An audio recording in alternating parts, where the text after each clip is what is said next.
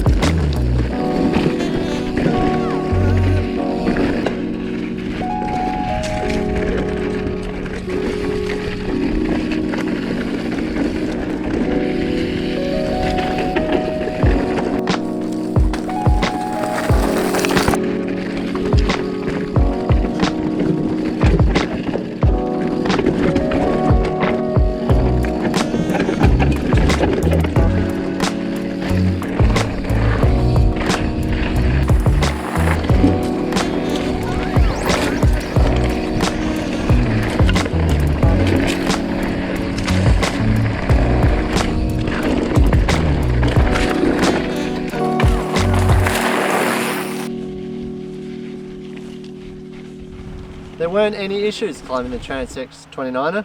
It's got this nice steep seat angle that a lot of bikes are adopting these days. It means your weight's a bit more forward, so you're not having to lean over the front to keep the wheel down as much. It does mean you use kind of more of your leg, it feels like, your leg muscles. You're not straining your back so much, so that does make it easier. It's not so long that it's too hard to turn in corners. It pedals fine. The SLX drivetrain, great. It shifts smoothly. You know, I've got an XT on my enduro bike, and it's hard to tell much difference. It shifted well. It was great. It was quiet. It's hard to knock. It was easy to climb this bike. So as you saw earlier, I was giving this bike a bit of fun downhill, but I did want to put it up against the clock and see how it goes. I'd picked a track. It's not too rough, but it's technical enough, has enough features, you know, some drops, some chattery rock gardens, some little jumps, some faster sections, some techie sections, all that, all in one track, but not too hectic that I might damage this bike, because it's not my bike. I don't want to break it or bend a wheel or anything like that, but it is a track I've ridden a lot. My best time on my 27.5 enduro bike was 2 minutes and 2 seconds. Let's take a look at how I went. All right, here we go. I've had a couple runs already. One was just to get warmed up. The next one I actually had a whole bunch of kangaroos out on the track. Came around the corner there, they all were, so that would have slowed me down a little bit. That's all right. Hopefully third time's a charm. I might have to call out, keep the kangaroos away. Anyway, here we go.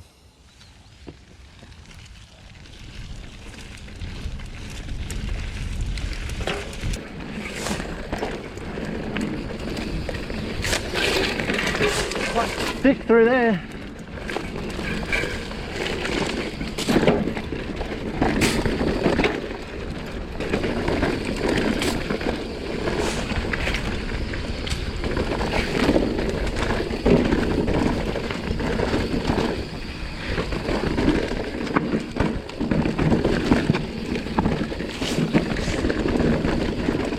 More kangaroos.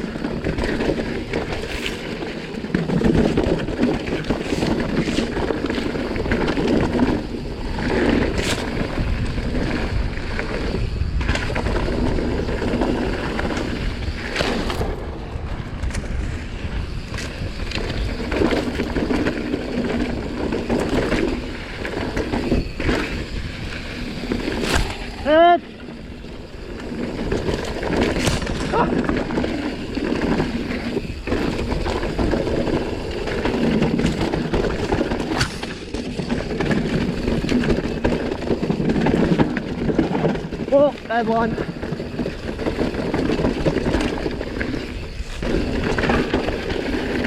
Oh, it's rough.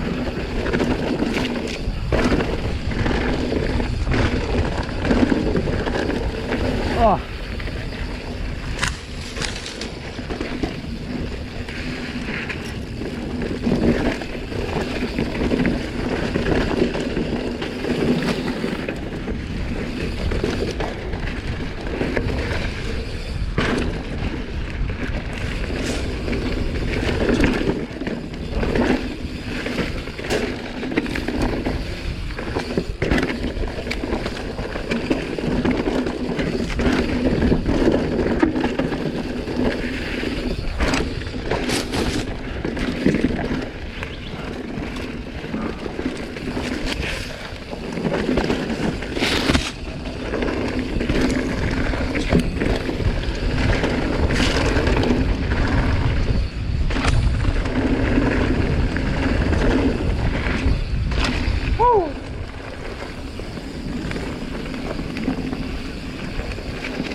And I'm really impressed. On my third run, I managed to do it in 2 minutes and 6 seconds, so only 4 seconds off my best time on my enduro bike. Now, like I said, it's not the most hectic track, but this thing really stood up in those rough sections, in those rock gardens. It just glided. It just goes. That's what these bikes, these 29-inch wheels are good for. And the shorter travel didn't really seem to hold it up. It felt good. I got to the bottom and I didn't feel worn out and like I was out of control. It was just smooth. The only thing I found with this bike is, you know, it is a nimble trail bike. It's a lot of fun. It moves around really easy, especially for a 29er. It just zips in and out of little pockets and things. You know, there's that thing where you need to turn a bit earlier with a 29er. You don't really, I don't feel like you really need to with this one. It's so nimble that it just can be turned a lot quicker. But when you do get into some rougher, faster sections, it can feel a little out of control because I guess it is a trail bike. The front end does feel a little bit wobbly. It's not as stable as, say, my enduro bike, but I guess that's to be expected. But perhaps one thing I did feel was it has a DHF on the front. I probably would put something more aggressive, like an Assegai, just to catch that front end a bit more. It didn't feel like it was going to wash out. It just feels like the front end just moves around a bit more than I'm used to. But overall, great bike. Heaps of fun, definitely. So the build of this bike's nice. You get an alloy frame, SLX drivetrain, you get Fox suspension front and back. The SLX drivetrain shifts really well, it's great. The thing I was very impressed by was these Dior level 4-pot brakes. Very impressed by them.